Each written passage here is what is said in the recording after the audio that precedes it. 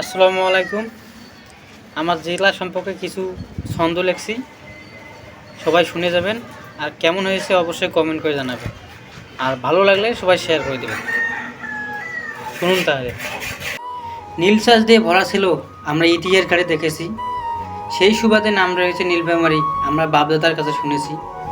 শিক্ষা ব্যবস্থা, যোগাযোগ অবস্থা তেমন হয়নি ভাই উন্নতি। নীলফামারীতে ভাই চোর বাটপাররা হয় এমপি এর মন্ত্রী।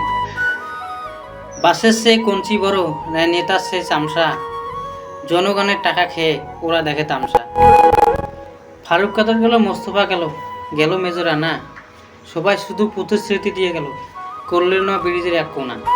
নীলফামারীর মানুষের ভাই অনেক সরল সোজা, তাই তো কোনো নেতার মাথায় দেয় না কোনো বোঝা।